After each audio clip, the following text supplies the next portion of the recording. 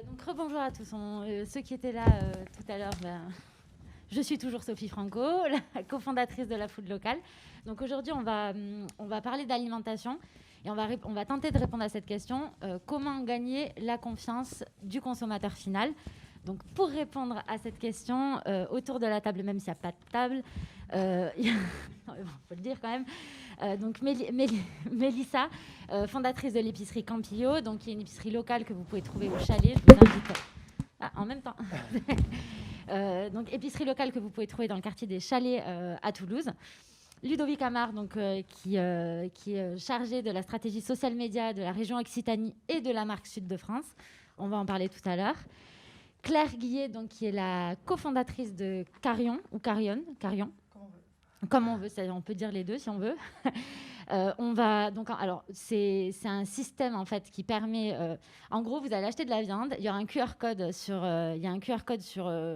l'emballage.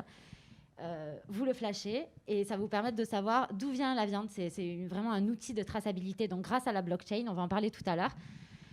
Donc elle est la cofondatrice de Carion. Et donc Loïc Garcia de la Maison Garcia à Toulouse, vous les retrouvez notamment au marché Victor Hugo. Tout le monde, voilà, la charcuterie Garcia, je pense qu'il n'y a pas... tout le monde connaît ici. C'est gentil. Donc, pour commencer, on va faire un état des lieux en ce qui concerne les besoins des consommatrices et des consommateurs. Ludovic, donc l'année dernière, la région a mené une grande consultation à laquelle 100 000 personnes, je crois, ont répondu au sujet de l'alimentation. Qu'est-ce qui est ressorti de cette consultation ? Bonjour à tous déjà. Donc oui, c'était en 2018, c'était en octobre-novembre 2018. Il y a 100 000 citoyens d'Occitanie de plus de 15 ans qui ont répondu à une consultation qui durait déjà depuis avril, puisqu'il y a eu plusieurs process, des réunions dans tous les territoires, etc. Et donc ce qui est ressorti le plus, outre le juste prix et la recherche de la qualité, c'est une identification, un souhait d'identification des produits locaux. Souhait clair et net. Et donc, pour donner un chiffre, c'est 92% qui indiquaient que si les produits étaient vraiment identifiés comme locaux ou régionaux, ils avaient plus de chances de les acheter. Voilà. Donc, c'est quelque chose quand même d'assez clair. Et nous, avec Sud de France, on y viendra peut-être après, mais justement, on essaie de répondre à cette démarche-là. Toi, Claire, avant de lancer Carion, donc tu fais une grande étude de marché sur le secteur. Donc, c'était spécifique au secteur de la viande, il me semble. Qu'est-ce qui ressort de cette étude ? Alors oui, effectivement, nous, le point de départ, c'est qu'on s'est dit, avec mon associé Tom, que la transparence, ça pouvait être un vecteur de changement dans les systèmes alimentaires. Et donc, on a interrogé pas seulement les consommateurs, mais aussi les professionnels sur ce désir de transparence. Et on s'est focalisé sur le marché de la viande, qui était pour nous le marché prioritaire. Et donc, du point de vue des consommateurs, effectivement, le retour était très clair. Et il y avait 7 consommateurs sur 10 qui n'étaient vraiment pas satisfaits par l'information qu'ils avaient aujourd'hui. Et quand on leur demandait quel type d'information ils voulaient, là, pour le coup, c'était vraiment concernant l'animal les informations prioritaires. D'où vient l'animal, comment il a été élevé, comment il a été traité, etc. Et ensuite, après, des problématiques au niveau de la nutrition et de l'impact environnemental. Mais dans un second temps. Donc ça, c'était vraiment le point de départ. Donc besoin d'information et besoin de traçabilité. Après, on a aussi tiré le trait de toute la tendance qu'il y a autour des circuits courts et de la vente directe. Et je pense qu'il y a vraiment un besoin de retourner à la relation interpersonnelle et de savoir qui a fabriqué le produit. Et c'est pour ça aussi que dans notre procédé de traçabilité, on met en lumière qui a participé à la fabrication du produit à chaque étape. Parce que là, ça recrée un lien humain. On va y revenir parce que le sujet de la traçabilité, c'est quand même donc, un très grand sujet. Toi, Loïc, tu es confronté aux clients. Quel constat tu fais aujourd'hui ? Et j'aimerais prendre l'exemple. Donc, il y a quelques années, il y a un cachet d'investigation qui sort avec un petit scandale autour du sel nitrité. Est-ce que toi, tu as eu de suite le feedback, le retour des consommateurs, des consommatrices qui t'ont dit on veut du jambon sans nitrite ? Alors ouais, j'y reviendrai après sur le sel nitrité, mais c'est vrai que ça a été Ça a été une question qu'on nous a posée et c'est là qu'on voit si on est bien dans notre métier, si on fait bien notre métier quand on est capable de répondre rapidement à cette question. Concrètement, donc moi je suis la 3e génération de l'entreprise, je suis en train de la reprendre avec mon cousin. L'entreprise a été créée par mon grand-père et ma grand-mère, aujourd'hui dirigée par mon père et mon oncle. En 1961. Exactement. Je cite J'ai un fait- CV à j'ai la pris fin. ma leçon, on prend fallait le- que je le dise, c'est tout. Et du coup, c'est mon oncle qui fabrique et mon père qui vend. Et en fait, cette question-là du consommateur final, la question qu'on se pose aujourd'hui, ce qu'on est en train de dire maintenant, c'est assez marrant parce que j'ai un peu envie de dire que c'est les vieux trucs qui sont les meilleurs trucs. Moi, je travaille depuis toujours avec mon père et mon oncle. Enfin, j'ai fait ma vie ailleurs, mais je travaille avec eux. Et en fait, si la Maison Garcia aujourd'hui, comme tu l'as introduit tout à l'heure si gentiment, on est connu et on est reconnu, c'est parce que justement cette question-là, cette chose-là, on le fait depuis 60 ans. Moi, je prends l'exemple de mon oncle qui m'a toujours dit à quoi ça sert d'aller chercher des cochons en Bretagne quand on en a à 20 bornes de chez nous, quoi. Et en fait, quand cette personne-là te dit ça de la manière la plus simple possible, tu dis oui, mais pourquoi on a fait autrement en fait? Et je pense qu'on a pris un braquet aujourd'hui, on est en train de prendre le contre-cours de ça, avec la période de la surconsommation, etc., des grandes surfaces. Tout le monde devait avoir, pas forcément en viande, mais tout le monde devait avoir une machine à laver, tout le monde devait avoir le frigo plein, etc. Et on s'est complètement déconnecté du producteur. En fait, on se demandait plus mais en fait, d'où ça vient.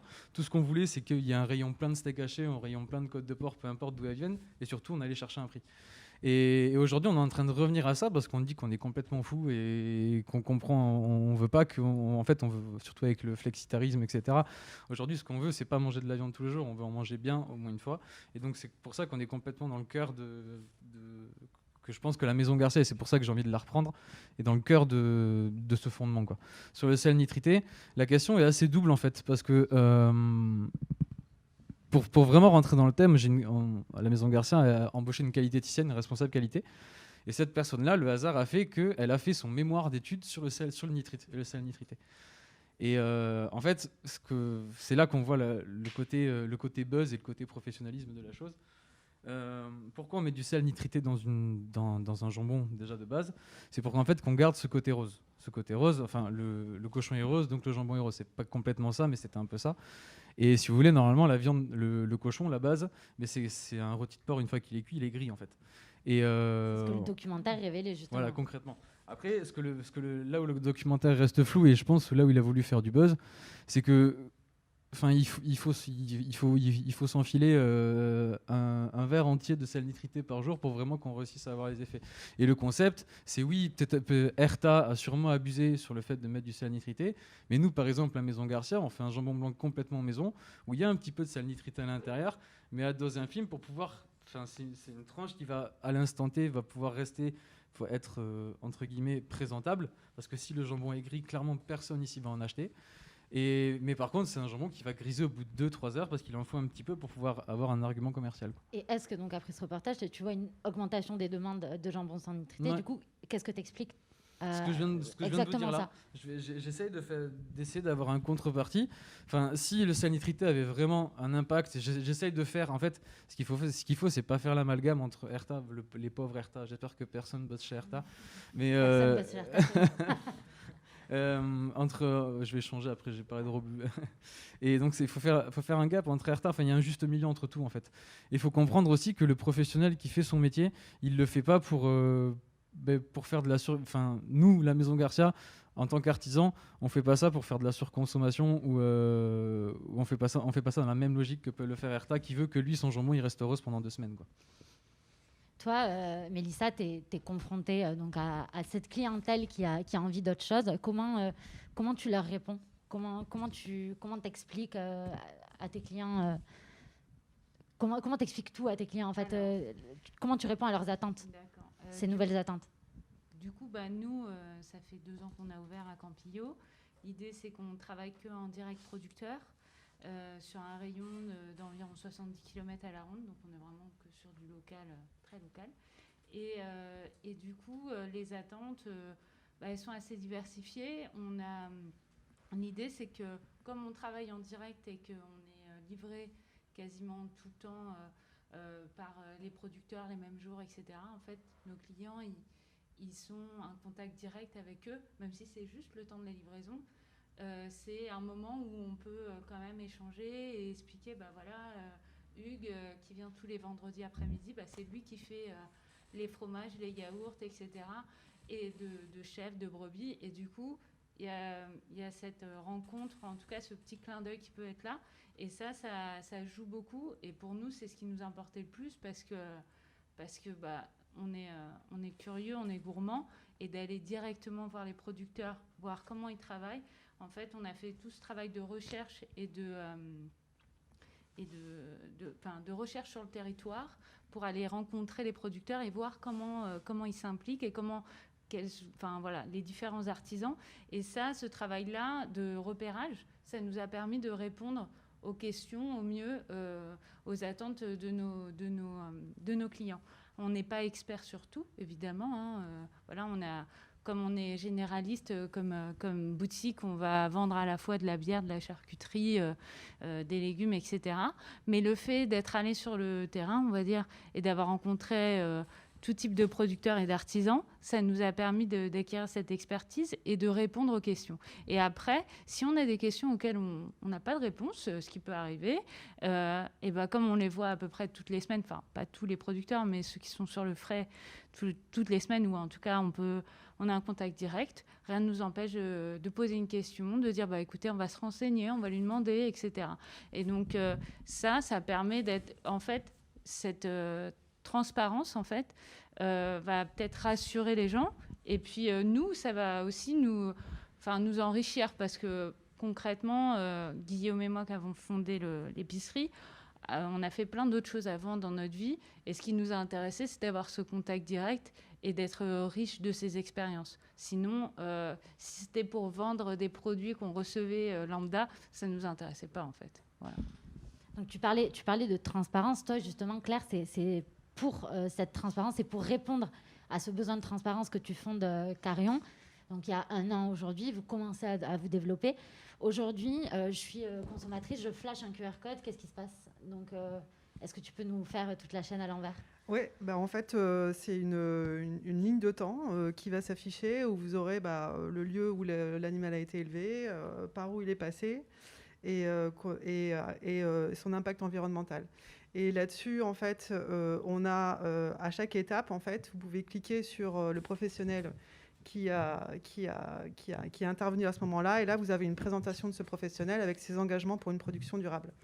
Et donc, on a déterminé 4 piliers: l'origine, l'éthique, la nutrition et l'impact environnemental. Donc, ces actions, s'il a une démarche particulière, s'il utilise des OGM, voilà. Et donc tout ça, en fait, nous, on l'enrichit avec la technologie blockchain parce que la technologie blockchain nous permet, en fait, d'y associer des preuves, des certificats qui font que y a un engagement de ce professionnel-là sur ce qu'il annonce et que c'est pas seulement du marketing, en fait. Loïc, t'en penses quoi de ça? Parce que vous commencez avec la viande, donc c'est facile de te poser la question. C'est très stylé. Non, c'est. On va discuter. Alors. Non, en vérité, c'est ce que les gens recherchent et c'est vers quoi il faut aller. Et puis c'est une technologie qui permet en 2 secondes, qui répond à l'ère du temps dans ce besoin qu'on a d'avoir l'information tout de suite et d'avoir la bonne information et en même temps d'être rassuré sur ce qu'on achète à l'instant T. Donc c'est génial, c'est top. Nous, on le fait à titre perso en allant les voir, en allant en direct. Et non, c'est très stylé. Bravo. Mélissa, la majorité des produits de ton épicerie sont bio. Et je voulais savoir pourquoi tu as fait ce choix. Alors, pour nous, c'était important de mettre en valeur ces produits-là et ces producteurs-là qui font ce choix d'être sur du bio, qui imposent un certain nombre de contraintes. Tant au niveau financier qu'au niveau évidemment écologique, etc. Donc quand on a fait notre sélection, on est parti sur ce principe-là. Après, on ne s'est pas non plus totalement restreint au bio. Voilà, notre choix déjà s'est fait sur les produits locaux, artisanaux. Et après, on a mis le bio. Voilà, c'était une partie importante pour nous. C'était aussi une façon, comme au début pour le repérage, c'était aussi une façon pour nous rassurer parce que quand on doit faire un choix parmi plein de producteurs, on se dit là, je vais chercher ce cadre-là. Ça va me permettre déjà de mieux comprendre comment ils travaillent, etc. Et de rencontrer des gens où une certaine charte est respectée. Ensuite, par ce biais-là, on a rencontré aussi d'autres personnes qui n'étaient pas encore certifiées, qui sont en conversion. Donc, parce que, évidemment, que ce soit pour le maraîchage comme pour tout, en fait, il y a un certain nombre d'années de conversion pour être en bio. Et du coup, ça peut mettre 3 ans ou des fois, on a rencontré, je ne sais pas moi, on vend du vin, des vignerons, ils étaient sur un certificat, ils ont changé. Entre-temps, ils n'ont plus de label alors qu'ils ont toujours travaillé de la même façon. Donc, il y a plein de petites anomalies comme ça qu'on rencontre et qu'on apprend à connaître en rencontrant directement les artisans et les producteurs. Mais pour nous, c'était important de se baser sur cette charte-là et on se rend compte que pour les clients, c'est très important, mais que des fois, ça peut aveugler aussi un certain nombre de clients qui vont se dire qui vont pas faire la différence entre à partir du moment où il y a l'étiquette bio, que ce soit dans un supermarché, sur un marché, dans une épicerie ou peu importe, ils vont penser que la pomme c'est exactement la même. Alors que non, en fait, une pomme bio du Chili, ça n'a rien à voir avec une pomme bio du Tarn. Donc je pense que ces labels, pour nous, c'était important et c'était rassurant pour le consommateur. Mais maintenant, il y a toute une démarche à faire de rencontre et de mettre en conscience, en fait, ce que veut dire ce label-là pour les clients. Aujourd'hui, donc les consommatrices, les consommateurs, c'est ce qui ressort de la plupart des études, c'est qu'il y a besoin de certification, de label pour attester. Tu disais que lors de notre échange, tu me donnais l'exemple d'un de tes producteurs, donc c'est un de ces producteurs qui a une partie de sa production en bio et l'autre non. Et en fait, donc c'est techniquement, en fait, ils travaillent de la même façon. Mais en fait, les gens allaient plus vers les pommes bio, c'est ça ? Oui, voilà. Par exemple, on travaille avec un de nos producteurs, pour le citer. C'est Verger de Foncoussière. Ils sont dans le Tarn à Rabastens. Ils ont par ailleurs une boutique de producteurs. Il faut y aller parce que c'est super. Et du coup, ils ont une partie de leur verger qui est certifiée, une partie qui est en conversion, puisque ça met plusieurs années, et une partie qui ne l'est pas encore parce que... c'est une variété de pommes qui va être peut-être plus fragile, etc. Et du coup, ils vendent toutes leurs pommes à leur ferme et une partie qui vendent aux épiceries comme les nôtres. Nous, concrètement, on leur prend leurs 2 types de pommes parce que déjà, ce n'est pas les mêmes prix, etc. Et on voulait avoir une offre de pommes très abordable. Elles sont à 1,50 € le kilo. Et puis, les pommes bio, elles sont plus chères parce que forcément, il y a le label, etc., etc. Et du coup, on voulait avoir ces 2 pommes. Mais là, on se rend compte que finalement, en fait, on vend que les bio, même si elles sont pas 2 fois plus chères, mais à peu près. Et c'est le même producteur. On a beau expliquer, évidemment, s'il a une partie de son verger en bio, une partie en non bio, il va pas faire n'importe quoi avec un arbre et l'autre, super attention. Et en fait, c'est vrai que les consommateurs ont peut-être... Tout de suite, ils vont voir le label, ils vont se diriger vers là. Et c'est après, en discutant, qu'ils vont se dire, en fait, c'est pas la même variété, elle va pas avoir le même goût, elle va être peut-être plus sucrée. Donc, si vous voulez peut-être faire des compotes, prenez celle-là, même si elle est à ce prix-là, etc. Donc, c'est vraiment en discutant. Peut-être, moi, j'invite vraiment les gens, comme on est sur du rapport de local, d'aller voir, en fait, et de se rassurer tout seul, en fait. Et il y a plein d'endroits où on peut aller cueillir, voir, rencontrer. Et c'est ça, je pense, qui peut faire changer les gens. On va y revenir tout à l'heure parce qu'il y a une grosse question de pédagogie. Donc, on parle label, certification. Toi, Ludovic, donc, tu travailles notamment donc, pour Sud de France, qui n'est pas un label, mais qui est une marque. Par contre, donc, c'est aujourd'hui Sud de France, 1500 producteurs et 11 000 produits finis. Par contre, donc, c'est une marque avec un cahier des charges assez solide. Quels sont les critères pour être identifié Sud de France ? Déjà, je pense qu'on parle d'alimentation tout à l'heure et il faut peut-être faire une mise en contexte parce que c'est le premier employeur régional de l'alimentation. Et je pense que c'est important de le dire. C'est plus de 160 000 emplois et plus de 80 000 exploitations. Et surtout, en Occitanie, on est la première région viticole mondiale et on est les premiers en termes de bio. On parlait de bio. Voilà. Et donc, Sud de France est né dans ce contexte-là en 2006. En ex-Languedoc-Roussillon. Et ensuite, depuis 2016 et depuis la fusion des régions, la marque a été étendue côté ouest de la région. En effet, c'est les chiffres que tu as indiqués. Et Sud de France, sur ces 11 000 producteurs, Tous 11 000 produits. produits, pardon, 11 000 produits et 1500 producteurs, excuse-moi. Sur ces 1500 producteurs, il y a évidemment des petits producteurs de fromage, comme on parlait, et des industriels. Par contre, ils doivent tous répondre au même cahier des charges. Enfin, en tout cas, il y a une vingtaine de cahiers des charges et le socle est le même pour tous. Et c'est quatre critères. Le premier critère, c'est matière première 100% ou quasi 100% Occitanie. Deuxième critère, c'est siège social en Occitanie. Le troisième, c'est site de transformation en Occitanie. Et le quatrième, c'est site de conditionnement en Occitanie. Donc, c'est-à-dire que tout, de A à Z, est d'Occitanie. Il y a évidemment certains produits qui n'arrivent pas à 100% ou à 90%. Par exemple, le poivre, il n'y en a pas en Occitanie. Donc, évidemment, si on met dans un pâté du poivre, ce ne sera pas 100%. Et si, d'ailleurs, ces produits-là passent en commission. Donc, ensuite, il y a une commission tous les mois qui se réunit avec la Chambre d'agriculture, la direction de l'agriculture de la région et tout un tas d'autres acteurs qui vont dire « Toi, tu peux être Sud de France, toi, tu ne peux pas être Sud de France ». Et si tu peux l'être, tu as une démarche sur 3 ans, puisque l'adhésion dure 3 ans, pour te mettre au niveau de ce qu'on demande. Voilà, donc au niveau des cahiers des charges, il y a des contrôles qui sont mis en place. Donc sur les dernières années, c'était des contrôles qui n'étaient pas spécialement réguliers, mais qui étaient là. C'était pas tous les ans, pardon, mais c'était assez régulier.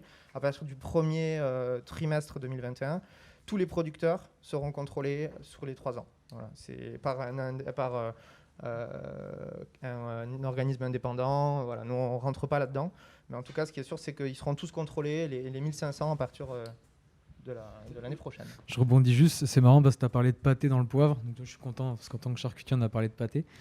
Mais surtout, on a changé là, grâce à ça. Il y a un sel d'Occitanie qui vient de se créer, un sel agrissant. Et du coup, nous, c'était, à part le poivre, c'était le seul truc qu'on n'achetait pas du coup en Occitanie. Et du coup, c'est stylé parce que tout est stylé. Je sais pas si vous avez vu, mais tout stylé aujourd'hui, vous êtes tous il y a absolument stylés. tout qui est stylé. Et non, c'est super parce qu'on a pu, j'ai changé de mot. On a pu bosser avec un sel d'Occitanie qui est super bon d'ailleurs. Et qui est très très bon. La qualité gustative, il est très très bien. Sur les 11 000 produits, c'est vrai que pour le coup, ça prend toute la production agroalimentaire. Ça va du sel dont on parlait, du vin, des viandes, des produits finis, des gâteaux par exemple. Voilà, des olives, tout. Toute la production, on a énormément en fait, on a tout en Occitanie, quasiment tout.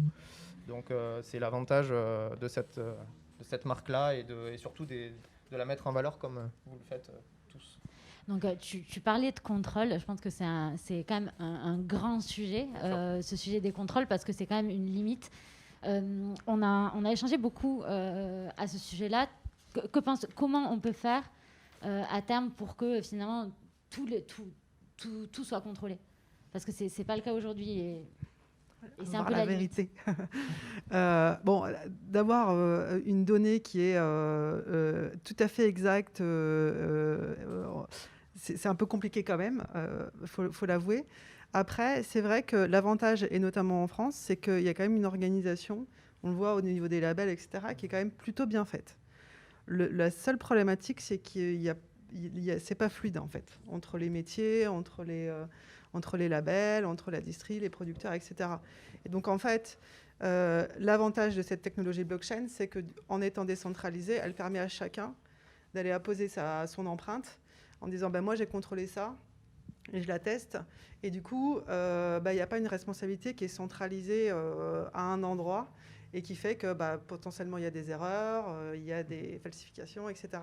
Donc, j'ai envie de dire, oui, avec l'innovation, on arrivera petit à petit à avoir des informations qui sont de plus en plus objectives, notamment avec les objets connectés, etc.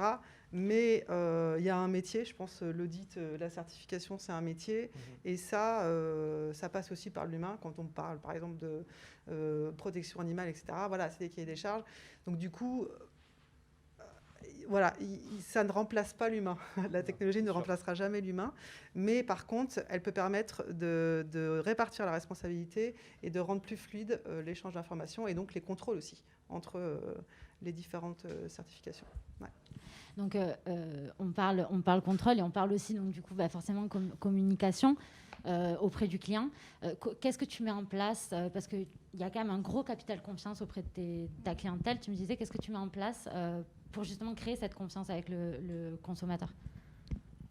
Ben, ça passe... effectivement, la confiance, c'est quelque chose qui se gagne. Hein, donc, ça met un peu de temps.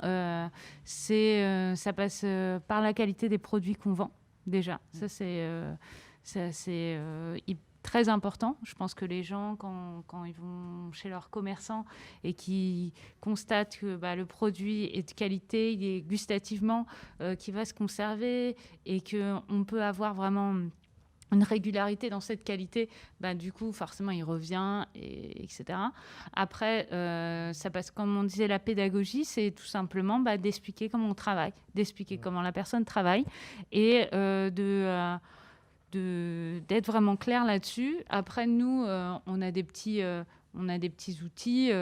Voilà, on essaye de communiquer sur les réseaux sociaux quand on va de nouveau faire des visites des tournées de producteurs, parce qu'on a fait un gros travail de repérage avant la mise en place du magasin. Et maintenant, en fait, on retourne quand on a des nouveaux producteurs, parce que ça arrive qu'on ait des nouveaux produits qui se mettent des nouveaux partenariats qui se mettent en place. Et du coup, je sais pas moi, tous les 2 mois, on va faire une tournée, on va aller voir 4-5 producteurs, ou alors quand on est en repos et qu'on n'est pas très loin de chez un producteur qui a un copain ou quoi, on va le voir, on va prendre des photos. Enfin, l'idée, c'est de pouvoir publier les informations telles qu'on les a. L'idée, c'est pas d'être sur un contrôle. Hein. Nous, on n'est pas un audit, on n'est pas c'est pas ça. C'est vraiment plutôt de partager une expérience et d'expliquer comment on travaille et de montrer de démystifier un peu la façon de travailler des artisans et des paysans. Parce que des fois, moi, je me rends compte que les consommateurs, ils ont une vision. Les poulets, c'est la pub qu'on a vue avec 3 poules dans un champ. Non, c'est pas possible. Même si c'est un éleveur de poulets en plein air, il va travailler. Enfin, voilà, c'est son travail. Donc, il va peut-être pas avoir 3 poulets. Parce qu'évidemment, s'il a que 3 poulets, il peut pas vivre, en fait, le monsieur. Et puis elle rentre le soir. En plus. Voilà, c'est ça. Donc, elle rentre le soir, elle dit bonjour au renard, etc. Donc, des fois, il y a des choses un petit peu complètement... je veux dire hors temps, et ça il faut se confronter à la réalité et expliquer comment ils travaillent, et voilà, nous on a de la chance, on travaille avec des artisans, on n'est pas sur des choses, c'est un choix, donc forcément ça va être quand on est allé voir il y a 2 semaines, on est allé voir un producteur de porc noir en Ariège. On a pris des photos, on a passé 2 heures avec eux, on est allé voir les cochons, etc. On a vu comment ils travaillaient, c'était en plein air, etc. Donc vraiment, c'est dans le contact qu'on arrive le mieux à être sur de la pédagogie. Après, on a des petits outils aussi, on a fait une carte où on a mis une partie de nos producteurs sur la devanture. Il y a plein d'outils, mais vraiment, c'est dans le dialogue et dans la démystification aussi, je pense. Donc on reviendra, je rebondis donc sur ce que tu disais, donc la pédagogie, la communication. Ludovic, toi tu mets en place plein d'actions hors réseaux sociaux, justement pour faire connaître et pour transmettre la pédagogie. Tu peux m'en parler ? En fait, nous, on a un double objectif, si on peut parler d'objectif, c'est évidemment que les producteurs connaissent la marque et connaissent aussi ce que la marque peut leur apporter, puisque la marque, elle est gratuite. Pour adhérer, c'est gratuit, c'est volontaire. On n'impose rien, évidemment, et à part le cahier des charges. Et à côté, en fait, nous, on leur apporte des choses. Donc, on leur apporte un côté communication et un côté mise en valeur sur des événements. Notamment, il y a un événement qui était assez récemment à Toulouse qui s'appelle Water Rugby Sud de France. Je ne sais pas si vous l'avez vu sur la Dorade. Par exemple, sur cet événement, on a un food truck. Et sur ce food truck, on a mis en valeur 10 producteurs durant tout le week-end, avec les produits, explication des produits, etc. Voilà. Donc c'était pendant 3 jours ceci. Normalement, on a des animations qui n'ont pas pu être faites au vu de la situation, avec des chefs qui cuisinent les produits. Donc ça, c'est plutôt le côté communication avec les réseaux sociaux dont tu parles également. Et pour les producteurs, il y a aussi un côté business, c'est-à-dire que l'agence économique de la région, ADOC, va les accompagner pour des aides, pour pour des subventions, pour être présent aussi dans les maisons de région à l'étranger, notamment on en a à Shanghai, à New York, etc. Donc ça, il faut faire connaître au niveau pédagogique cette marque aux producteurs. Donc ça va du bouche à oreille, un producteur qui a dit je suis rentré dans cette marque, j'ai pu avoir ça. Ça va aussi quand on fait des opérations dans les grandes et moyennes surfaces, comme ça a été le cas cet été, un producteur qui dit mais moi j'aimerais bien être là aussi, comment ça marche, etc. Ça c'est la question producteur. Et la question consommateur, c'est expliquer aussi ce que j'expliquais tout à l'heure, c'est-à-dire d'où vient le produit, comment on le contrôle, ce qu'ils vont manger, on peut indiquer clairement que c'est du local et de la qualité. On ne peut pas dire c'est bon ou c'est pas bon. Après, ça, c'est chacun qui va choisir. Et surtout, sur les 11 000 produits, il y en a évidemment qui ne vont pas aimer. En tout cas, ce qui est sûr, et ça, c'est que mon avis, quand c'est local, à mon sens, c'est toujours meilleur que quand ça vient de l'autre bout du monde. Notamment parce qu'on peut contrôler ce qui se fait et on peut aller voir comme tu le disais. Et ensuite, il y a aussi une pédagogie sur les saisons, une pédagogie sur les produits en tant que tels. Outre les producteurs, les produits en tant que tels. Par exemple, peu de monde sait qu'il y a une saison pour les poissons ou une saison pour les fromages. Voilà.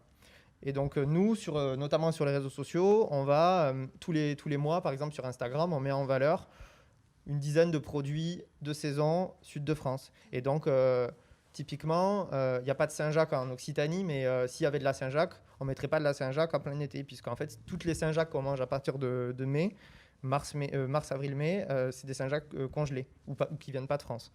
Voilà, donc par exemple, nous, on va mettre plutôt du maquereau, plutôt des sardines, parce que c'est dans ces périodes-là où les sardines et les maquereaux s'approchent des côtes. Même chose je reprends l'exemple des réseaux sociaux, mais même chose pour dire, voilà, on a tel type de produit en Occitanie, pas besoin d'aller le chercher à l'autre bout du monde ou à l'autre bout de la France. Voilà. On est vraiment cette démarche de pédagogie, de communication et ensuite des événements grand public permettant de faire connaître la marque, de faire connaître les produits et de montrer aux citoyens que c'est bon en fait et qu'on peut manger local pas de manière vraiment plus chère et avec une bonne qualité dans l'assiette. D'ailleurs, Mélissa, toi, tu prévois d'organiser Oui. des visites chez le producteur. Alors oui, ça c'est quelque chose qu'on aimerait bien mettre en place. Je pense ce sera pas tout de suite, Oui, hein. avec Mais l'idée c'est ça, c'est qu'on aimerait organiser des visites une fois peut-être par trimestre, quelque chose comme ça, où on va rencontrer un producteur, voir comment il travaille, voilà, comment il produit, etc. Quand tu parlais de la saisonnalité, ça fait partie vraiment des choses le retour qu'on a directement avec nos clients qui vont nous demander est-ce que vous avez, je sais pas là, par exemple, vous avez encore des tomates, comment ça se fait, pourquoi vous avez plus de patates par exemple, on n'avait plus trop de patates en mars. Bah oui, mais parce qu'en fait les stocks ils sont finis, mais en fait vous aurez la primeur d'ici un mois, etc. En fait, il y a plein de produits. Par exemple, les pommes, plein de produits, les gens pensent que ça pousse toute l'année, en fait. Et donc ça, il faut vraiment être dans la pédagogie, toujours avec bienveillance, mais en expliquant, voilà, là, vous avez peut-être un peu moins de pommes, mais vous avez le début des fraises, etc. Et ça va être au printemps. En fait, nous, on apprend aussi à échanger sur les recettes, à se dire si on n'a plus cet ingrédient, on peut le remplacer avec autre chose, etc. Mais c'est vrai que la saisonnalité, c'est quelque chose de très important. Et sur les fromages, c'est vrai que ça, c'est pas du tout connu. Mais nous, l'hiver, on n'a plus de brebis, on n'a plus trop de chèvres. C'est normal, en fait. Puis le goût change toute l'année, en plus. C'est ça. Le beurre, il va pas avoir le même goût maintenant que l'hiver, etc. Il y a plein de choses qui vont changer. Je peux juste dire un truc. Ouais. Après, je pense qu'il y a aussi les restaurateurs qui doivent mettre ça en avant.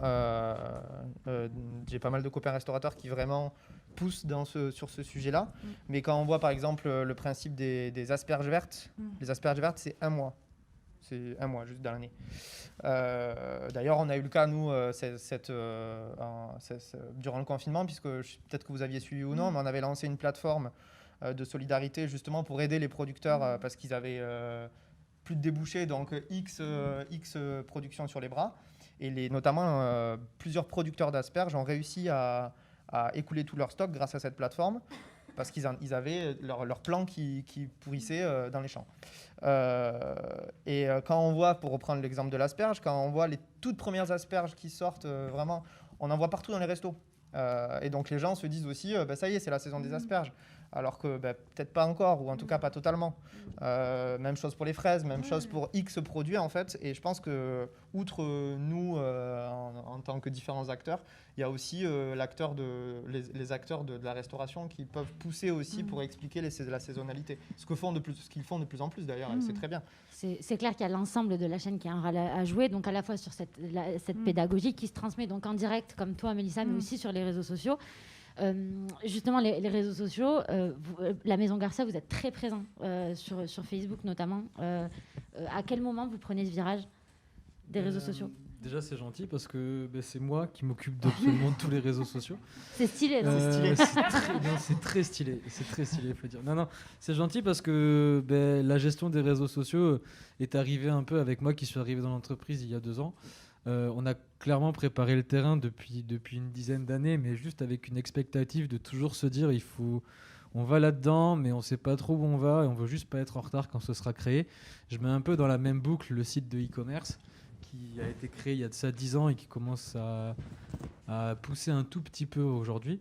Les réseaux sociaux, il y a une logique moi j'ai une logique dans mes publications qui je pense est assez révélatrice, c'est-à-dire que sur 4 fois, je vais publier 1 fois par semaine, je vais parler 2 fois de produits, je vais parler 1 fois d'un produit pour le vendre et je vais parler 1 fois d'un homme ou d'une femme de l'entreprise. Et c'est cette logique-là que j'ai et je pense que ça résume un petit peu toute la relation qu'on essaye de créer sur les réseaux sociaux. Parce qu'aujourd'hui, les réseaux sociaux sont un nouveau canal de communication et c'est un nouveau moyen pour faire connaître l'entreprise. Et au-delà d'être un nouveau moyen, c'est aussi le moyen actuel pour se faire le mieux connaître. Aujourd'hui, le bouche à oreille marche, ça c'est plus le premier canal et les réseaux sociaux sont très importants pour ça. Et on commence à voir aujourd'hui, moi c'est quelque chose qui, à titre professionnel, je suis pleinement convaincu par les réseaux sociaux, mais à titre personnel, jamais j'irai acheter quelque chose parce que j'ai vu la pub sur les réseaux sociaux. Et par contre, moi on commence à avoir des impacts. Là, si je prends un exemple tout récent, il y a encore, ça a été de par des relations, peut-être qu'elle n'aime pas les réseaux sociaux. Alors c'est un petit garçon et je ne sais pas qui c'est qui a pensé à prendre un bébé ici, mais franchement c'était pas une super idée. Non, je rigole, c'est mon bébé en fait. Il peut rester s'il a une question. Non, du coup, là par exemple, on a eu un énorme buzz sur le cassoulet parce qu'on a monté un concept de cassoulet frais. En gros, avec mon cousin, et ça c'est des logiques complètement personnelles, on trouve qu'un cassoulet frais qu'on mange comme ça au restaurant, c'est pas le même qu'un cassoulet en conserve ou un cassoulet en bocaux. Le haricot se tient moins bien, la saucisse c'est pas la même, etc. Et on s'est dit mince, pourquoi on est obligé de vendre des conserves, quoi. Et donc on a fait un cassoulet frais et notre seul problème c'était le vieillissement en fait, c'était la DLC de ce produit là. Donc on a fait une étude de vieillissement et en fait il s'avère que le cassoulet il peut tenir 2 semaines comme ça, en étude de vieillissement ça tient 2 semaines. Et on s'est dit go, on va faire des cassoulets tous les jours. Et en fait là on propose des cassoulets faits dans des terrines Note. Je sais pas si vous connaissez Note, mais c'est un faiseur de terrine cuite en fait, c'est une institution qui a été classée au patrimoine, etc. On fait ces cassoulets dans ces terrines là. Vous avez un vrai cassoulet de charcutier, vous le mettez 1 heure au four et c'est prêt. Et on a eu un buzz qui a été fait parce qu'on a une cliente, j'allais dire vieille, mais c'est expérimenté qu'il faut dire, une cliente très expérimentée qui est là depuis toujours et qui nous a, par bonté, parce qu'elle nous connaît depuis tout le temps, qui a envoyé un cassoulet à Guillaume Gomez. Guillaume Gomez, c'est le chef de l'Élysée. Et ce mec-là a publié sur les réseaux sociaux comme ça, et j'ai pris 150 abonnés sur mes 1100 abonnés, comme ça, quoi. Et ça a fait un buzz terrible. Aujourd'hui, la vente de cassoulet a été boostée par les réseaux sociaux. C'est vraiment le premier vecteur qui se voit, et ça prouve que ça marche, mais il ne faut pas qu'il y ait de logique, je pense. Personnellement, il faut qu'il y ait une logique d'expliquer ce qui se passe. J'ai une logique sur les réseaux sociaux, comme j'ai une logique quand je vends ce que je viens de vous dire là. le fait que ça se cuit 1 heure au four, qu'on a une logique avec mon cousin, je vais l'expliquer sur les réseaux sociaux et je vais le dire quand la personne va être intéressée au cassoulet, au marché Victor Hugo. Je pense que cette logique doit être la même. C'est la continuité, c'est ce qui permet aussi de prolonger la relation de confiance qu'on a instaurée donc en direct. Justement, en parlant de confiance, pour toi, Claire, donc l'avenir de la transparence et de la confiance, c'est quoi en fait Alors déjà, je voulais revenir sur la conversation précédente, parce que moi, je trouve que c'est des initiatives qui sont vraiment super, que j'ai énormément étudiées au début du projet Carillon. Mais moi, je voulais vraiment avoir un impact, un changement, amorcer un changement. Et donc, ça veut dire qu'il faut considérer aussi la problématique de manière un peu macro et la population dans son ensemble. Et c'est vrai que c'est pas tout le monde qui va acheter ses légumes dans un magasin de producteurs ou qui va acheter à la Maison Garcia sa charcuterie. Et donc, cette pédagogie, cette information, il faut réussir à la diffuser aussi de manière massive parce qu'en fait, ça fait quand même 50 ans, 60 ans en tant que consommateur, on est coupé totalement de la production. C'est pour ça que les gens ne connaissent plus les saisons des fruits et légumes ou des fromages. Et donc là, il y avait un vrai travail de communication sur le produit, comment il est fabriqué. Nous, au début, quand on a commencé les QR codes, c'était sur le bœuf. Les gens disaient « Ah ouais, la vache, elle est élevée pendant super longtemps, en fait. » Et donc, du coup, et des gens qui aiment manger. Enfin, voilà. Et donc, je pense qu'il y a aussi... il faut si on veut amorcer un changement et renforcer cette confiance avec le consommateur, c'est qu'il faut rendre cette information disponible massivement. Et c'est aussi pour ça qu'on est parti, nous, sur de l'innovation technologique, parce que ça permet de communiquer beaucoup plus massivement. Et c'est vrai que les réseaux sociaux aussi, c'est un V. Et concernant la confiance... moi, j'y crois parce qu'autrement, je ne ferais pas ça. Je pense qu'il y a un besoin qui est de plus en plus fort. Il y a une demande. Il y a aussi, je pense, une volonté, mais de toutes les parties, si on discute avec des producteurs ou avec des consommateurs, de reprendre un peu la main sur son achat ou sur sa production, la manière de distribuer ses produits. Et pas de s'en remettre seulement à un petit tampon qui est sur le produit, et d'être vraiment dans une démarche un peu collaborative. Et d'ailleurs, c'est pour ça que C'est qui le patron, je pense, fonctionne bien. C'est parce qu'ils ont voulu aussi interroger les consommateurs, etc. Alors moi, je suis pas hyper fan du fait que ce soit le consommateur qui dise au producteur comment fabriquer son produit, mais la démarche est là en tout cas. Et je pense que dans cet objectif-là, je pense qu'au niveau de la confiance, on avance. Mais par contre, ça va prendre un peu de temps. Et c'est vrai que, en fait, je pense que ça passera par la collaboration entre chaque métier des systèmes alimentaires. C'est ce que disait Ludovic tout à l'heure, que les restaurants ont aussi un rôle à jouer. En fait, c'est vraiment l'ensemble de la chaîne qui doit penser cette pédagogie-là. On se sert de l'humain, on se sert aussi beaucoup du digital, des réseaux sociaux. Et donc, le digital arrive en fait un peu sur ce secteur-là. Et ton entreprise, c'est bien la preuve. Je pense que... est-ce qu'il y a quelqu'un qui a quelque chose à rajouter sur ce sujet-là? Parce que sinon, on va conclure. Je pense qu'on est en train de vivre un braquet. Tout ça, c'est cyclique. Ça, c'est une pensée profonde. Et on est allé très, très fort dans la surconsommation. Et on a complètement oublié qu'il y avait des saisons, que le steak haché, c'était une vache. On a complètement tout oublié. Et là, on est en train de revivre un nouveau braquet. Et tout ça, c'est grâce au digital, parce que chaque personne aujourd'hui, digital, Internet, etc., parce que chaque personne est capable d'aller chercher sa propre information. Et je pense que les gens, maintenant, commencent à se poser les bonnes questions. Et on vit un changement, quoi. Et j'ai 29 ans. Et je pense qu'on est réellement la première génération de ce nouveau changement-là, où on prend tout dans le nez, où on prend l'écologie dans la gueule. Excuse-moi. On prend l'écologie dans le nez, on prend les impacts environnementaux, on prend la surconsommation de masse, on prend la déforestation au Brésil. J'espère que vous irez bien après la... On prend tout ça. Non, mais cool, hein. c'est hyper important parce qu'on prend tout ça dans le nez. Et en fait, on est peut-être les premiers à agir. Jamais 203. On est peut-être les premiers à agir, à aller dans ce sens-là. Et c'est très chouette qu'on aille tous dans ce sens-là. Et tu as entièrement raison. Faisons-le savoir au plus grand monde. Moi, juste, si je peux ajouter un truc aussi. On l'a vu, du coup, on a introduit cette table ronde sans table par justement la votation dont je parlais tout à l'heure et les 100 000 citoyens qui se sont prononcés. Je pense que c'est aussi un des outils à l'heure actuelle. Bon, on parle beaucoup de démocratie participative, etc. Et on met un peu tout ce qu'on veut dedans. Mais je pense que c'est aussi donner la parole aux citoyens, outre le fait qu'il y ait de la pédagogie dont on parlait tout à l'heure. Mais cette parole des citoyens, elle passe par les réseaux sociaux, elle passe par le digital, mais aussi elle passe par réellement dire moi j'ai envie de ça ou moi j'ai envie de ci. Et on l'a vu. Je parlais tout à l'heure de 92% qui indiquaient que si c'était clairement indiqué local, ils l'achèteraient plus facilement.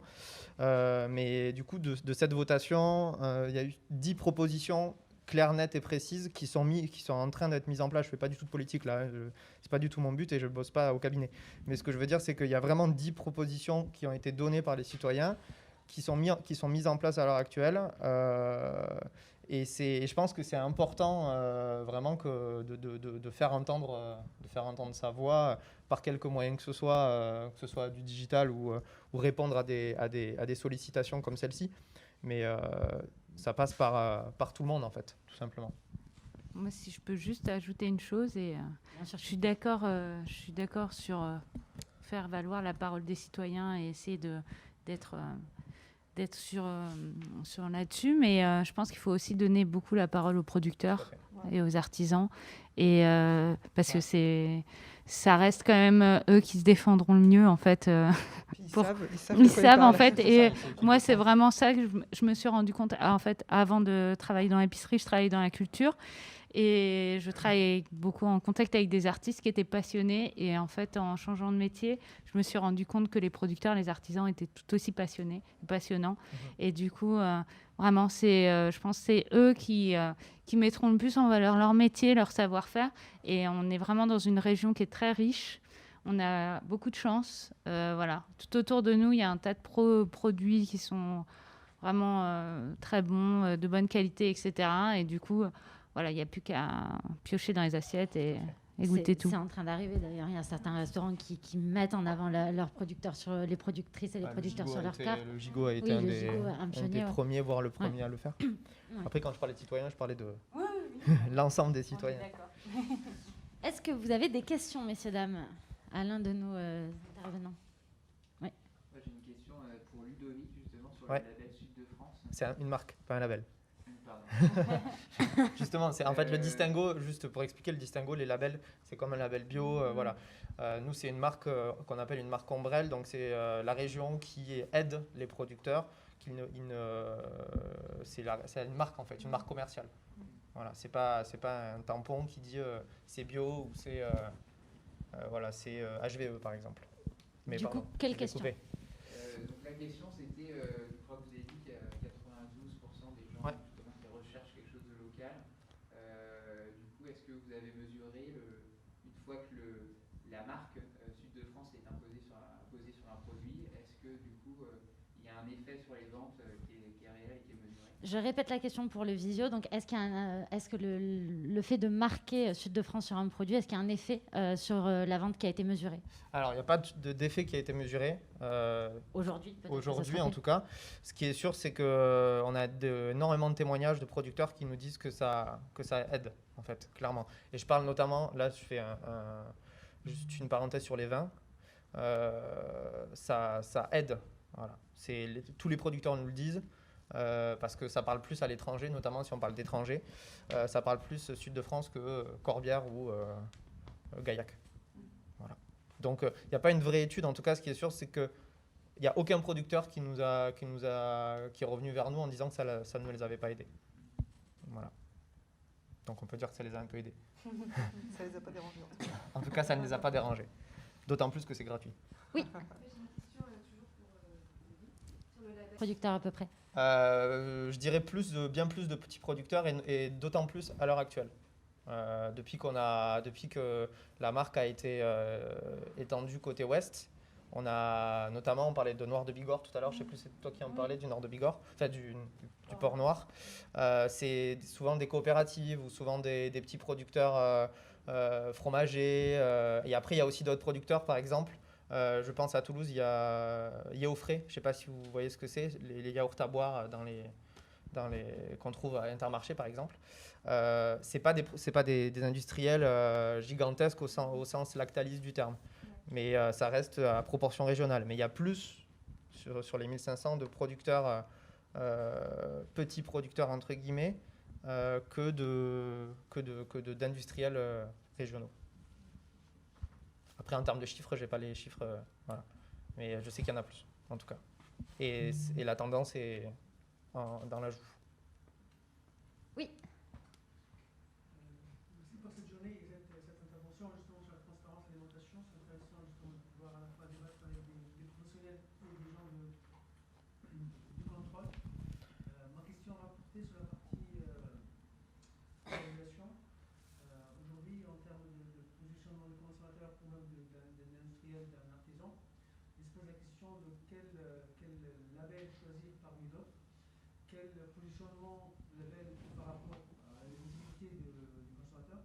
C'est vrai qu'aujourd'hui, un label régional dans une région qui aussi prône le localisme, ça s'entend. Il est vrai aussi que quand, par exemple, on fait des enquêtes sur la tendance des gens, sur est-ce que entre bio local ou bio local, c'est quoi les choix, le localisme se retrouve en premier devant le bio. Et c'est là pour moi, c'est une dérive qu'il faut pouvoir la corriger pour qu'on puisse ne pas faire de séparation ou vraiment de faille entre les deux.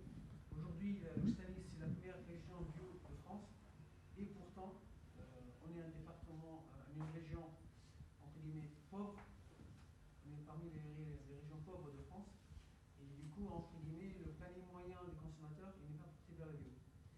Aujourd'hui, notre consommateur local, il mange moins de bio que notre région, il est dans les fourchettes basses des paniers bio en France. Ça nous pose la question de produire local, c'est bien, produire bio, c'est bien, on est les champions, mais on n'est pas les consommateurs du bio. C'est-à-dire notre bio, il part autre part, et notre bio n'est pas accessible à notre population.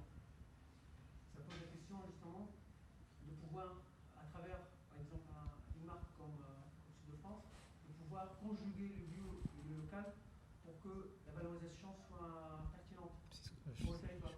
Donc, je vais répéter. Donc, conjuguer le bio et le local. Donc, le monsieur dit que ça paraît quand même très, très important parce qu'il faut faire la distinction entre les deux. C'est ce qu'on Je vais fait. résumer. Justement, c'était une attente consommateur et la marque a évolué là-dessus, puisqu'à la base, le logo Sud de France, c'est qu'un logo violet avec une petite étoile, vous l'avez peut-être déjà vu. C'était les produits d'Occitanie, voilà. Le meilleur même de l'Occitanie, hein. La baseline. Justement, au vu des attentes consommateurs, il y a eu une évolution en termes de segments. C'est-à-dire que maintenant, on a 3 segments dans la marque. Le premier segment, c'est la même chose, les produits d'Occitanie, le meilleur de l'Occitanie. Répond au cahier des charges Sud de France dont j'ai parlé tout à l'heure. Deuxième segment, le bio d'Occitanie. Et donc là, on conjugue le cahier des charges Sud de France plus le cahier des charges bio. Et ensuite, le troisième, qui s'appelle l'excellence de l'Occitanie, c'est conjuguer le cahier des charges Sud de France avec le cahier des charges SICO, c'est-à-dire les signes officiels de qualité, AOP, IGP, AOC, etc. Donc justement, pour répondre à ce consommateur-là qui cherche du local et de la qualité, du local et du bio et de la qualité, eh bien, on a mis en place ces segments-là depuis une année. C'est intéressant. Voilà. Ma remarque, justement, c'est pertinente votre réponse sur la segmentation, mais la segmentation, en fait, elle divise. Et du coup, entre guillemets, pour la visibilité ou la compréhension, en fait, aujourd'hui, quand les gens vont chercher du Sud de France, ils ne vont pas être très en capacité de distinguer les trois entre guillemets, sous-catégories. Bah, après, c'est toute une question. Pardon. C'est le travail, c'est justement ce qu'on disait, c'est le travail de pédagogie qu'il y a derrière, en fait, qui va permettre aux consommatrices et aux consommateurs de le distinguer. Ça aurait pu être, par exemple, créer 3 marques qui porteraient 3 valeurs différentes. Ouais, mais du coup, en effet, créer 3 marques, ça veut dire aussi, là, encore plus diviser pour le coup. Au moins, ce sera segmenté et clair. Ça veut dire qu'une marque porte des valeurs. Une marque porte 3 segments. Elle est généraliste. Elle est généraliste, elle n'est pas focus par rapport à des valeurs particulières.